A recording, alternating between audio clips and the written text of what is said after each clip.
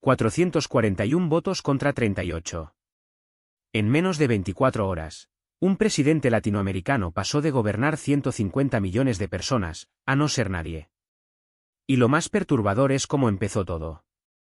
No fue una investigación policial. No fue un fiscal valiente. Fue una llamada telefónica. De su propio hermano. A una revista. En los próximos minutos vas a conocer el juicio político más veloz y brutal de la historia de Latinoamérica. El día que Brasil le demostró al continente entero que ningún presidente, por más poderoso que sea, está por encima de la ley. Y al final, te voy a revelar el detalle absurdo que lo hundió definitivamente. Un objeto que costaba menos que tu teléfono. Y que se convirtió en la prueba definitiva de que el hombre que prometió cazar corruptos, era el corrupto más grande de todos. Pero para entender cómo cayó tan rápido, primero tienes que entender cómo llegó tan alto. Brasil, 1989. El país acaba de salir de más de 2 décadas de dictadura militar. Por primera vez en 29 años, los brasileños van a elegir directamente a su presidente. La emoción es enorme. La esperanza, también. Y en medio de ese momento histórico, aparece Fernando Collor de Mello. Tenía 40 años. Era joven. Guapo. Carismático. Venía de una familia política de Alagoas, uno de los estados más pobres del noreste. Pero lo que lo hizo diferente fue su mensaje. Collor se presentó como el cazador de marajás. Marajás.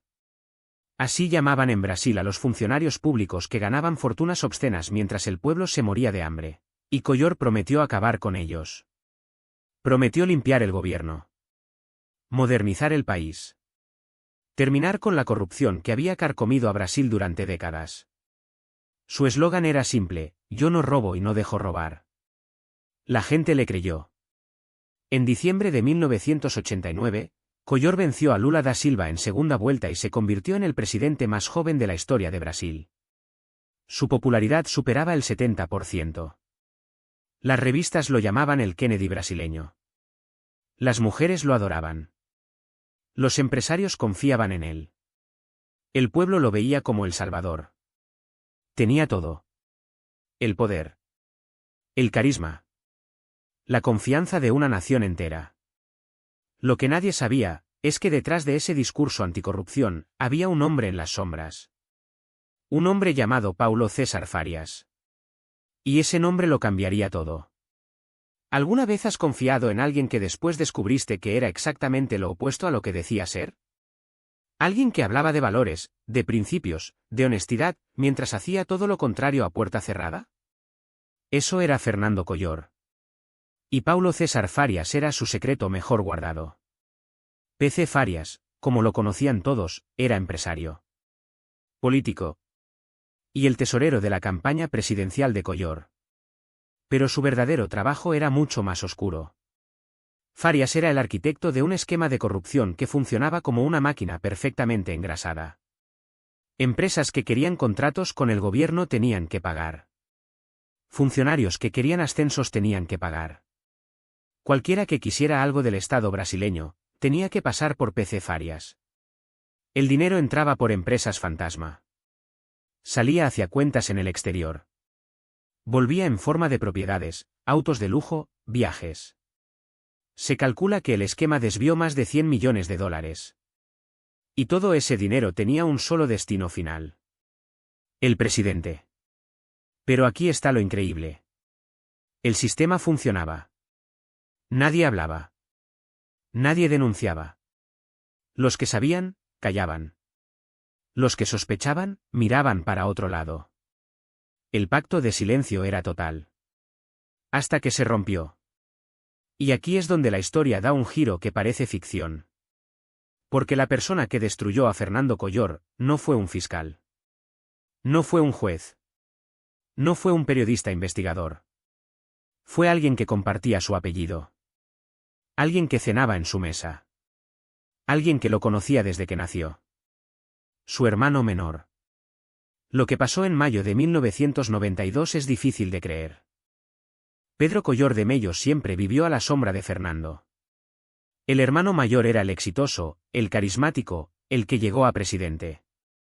Pedro era el otro. El que no llegó a nada. El que siempre quedaba en segundo plano. Durante años, eso alimentó un resentimiento profundo. Una envidia que fue creciendo en silencio. Y cuando la popularidad de Fernando empezó a caer, cuando los problemas económicos se acumularon y las críticas arreciaron, Pedro vio su oportunidad. En mayo de 1992, la revista Veja, una de las más importantes de Brasil, publicó una entrevista explosiva. Pedro Collor de Mello, el hermano del presidente, contaba todo. Todo. Los negocios turbios. Las empresas fantasma. Las cuentas en el exterior. El rol de PC Farias. Y una frase que quedó grabada en la historia: mi hermano es el jefe del esquema. Brasil quedó en shock. El hombre que prometió cazar corruptos, era el corrupto más grande del país. Y la denuncia no venía de un enemigo político. Venía de su propia sangre. Un hermano. Una revista. Y una nación que empezó a despertar. La bomba había explotado. Pero aquí viene lo importante. Una denuncia, por más grave que sea, no tumba a un presidente. Las palabras de Pedro podían ser venganza. Podían ser exageración. Podían ser mentira. Lo que pasó después es lo que realmente cambió la historia. Si llegas hasta aquí, quédate. Porque lo que viene en los próximos minutos es lo que convirtió este caso en un punto de inflexión para toda Latinoamérica. Presta mucha atención a esto. Porque es la parte que demuestra que la historia la escribe el pueblo. Tras la denuncia de Pedro Collor, el Congreso brasileño abrió una comisión parlamentaria de investigación. La CPI empezó a citar testigos, revisar documentos, rastrear cuentas bancarias. Y cada día, las pruebas confirmaban lo que Pedro había dicho. Pero las investigaciones parlamentarias son lentas. Los políticos calculan. Miren. Esperan a ver hacia dónde sopla el viento. Lo que nadie esperaba, es que el viento empezaría a soplar desde las calles. En agosto de 1992, algo extraordinario empezó a pasar en Brasil.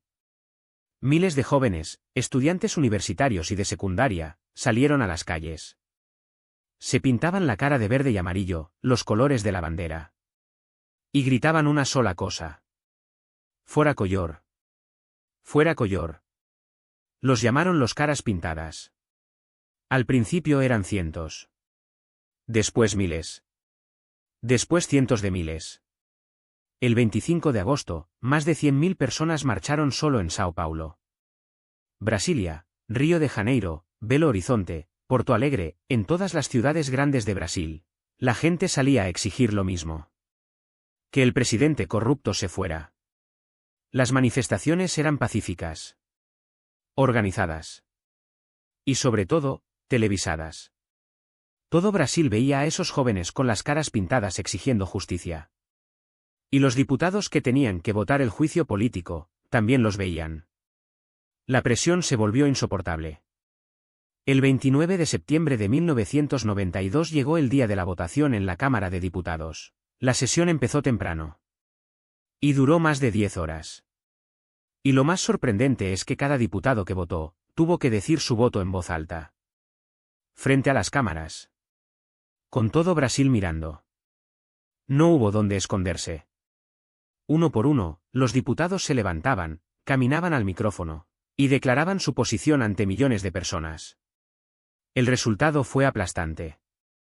441 votos a favor de abrir el juicio político. 38 en contra. 23 abstenciones. En un solo día, Fernando Collor de Mello perdió todo. Quedó suspendido de sus funciones mientras el Senado decidía su destino final. El vicepresidente Itamar Franco asumió el poder. Y el hombre que 3 años antes era el presidente más popular de la historia de Brasil, ahora era un político caído, esperando su sentencia. Pero Collor tenía un último as bajo la manga.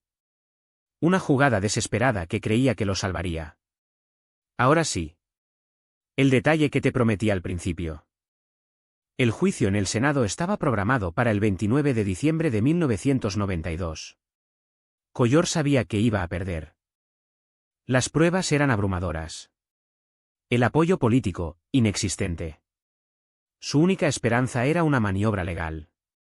Minutos antes de que comenzara la votación final, Fernando Collor de Mello presentó su renuncia. Su estrategia era simple. Si ya no era presidente, el juicio político perdía sentido.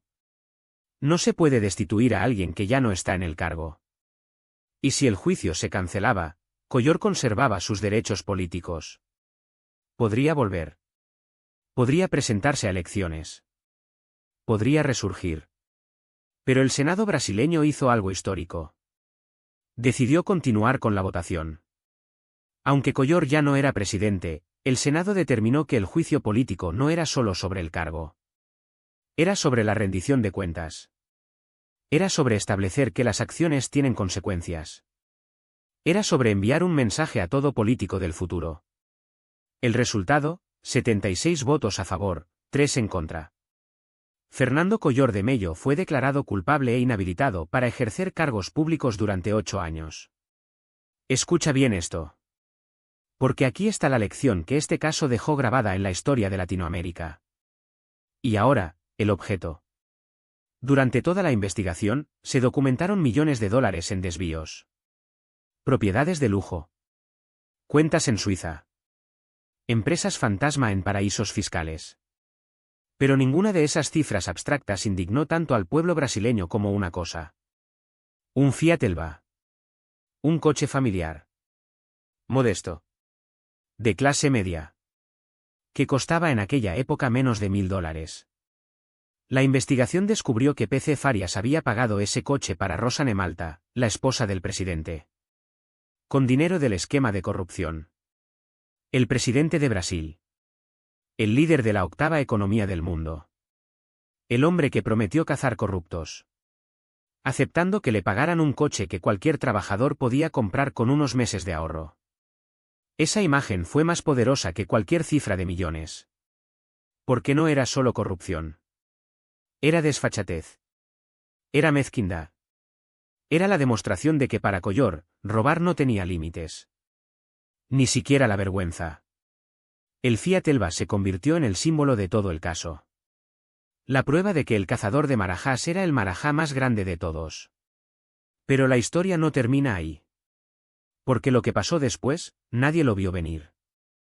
Paulo César Farias, el cerebro financiero del esquema, huyó de Brasil después del juicio.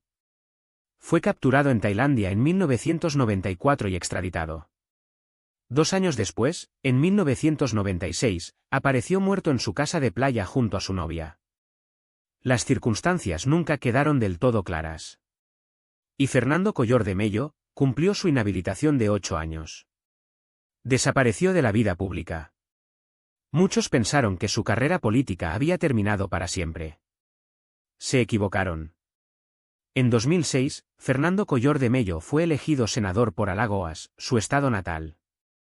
Y fue reelegido en 2014. El primer presidente destituido por corrupción en la historia de Brasil, volvió al Congreso. El pueblo que lo echó entre gritos del Fora Collor, volvió a votarlo. ¿Qué significa eso? ¿Fue el juicio de Collor una victoria de la democracia? ¿O es una demostración de que la memoria política es corta y la impunidad siempre encuentra la manera de regresar? Quizás las dos cosas. Lo que es innegable es el precedente que dejó. Por primera vez en Latinoamérica, un presidente elegido democráticamente fue juzgado y destituido por las instituciones democráticas.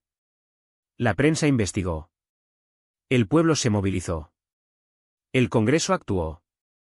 El sistema funcionó. No fue perfecto. Nada lo es. Pero funcionó. Y ese precedente resonó en toda la región. Cada vez que un presidente latinoamericano enfrenta acusaciones de corrupción, cada vez que un parlamento debate un juicio político, cada vez que millones de personas salen a las calles a exigir justicia, el fantasma de Fernando Collor está presente. Recordándonos que el poder no es eterno. Que las instituciones pueden ser más fuertes que los individuos. Y que a veces, solo a veces, la democracia funciona como debería. 441 votos contra 38. Un hermano traicionero. Un pueblo que se pintó la cara. Y un Fiat Elba que costaba menos que tu teléfono. Así cayó Fernando Collor de Mello. Así cambió Latinoamérica.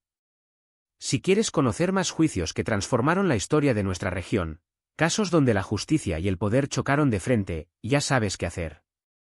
Nos vemos en el próximo.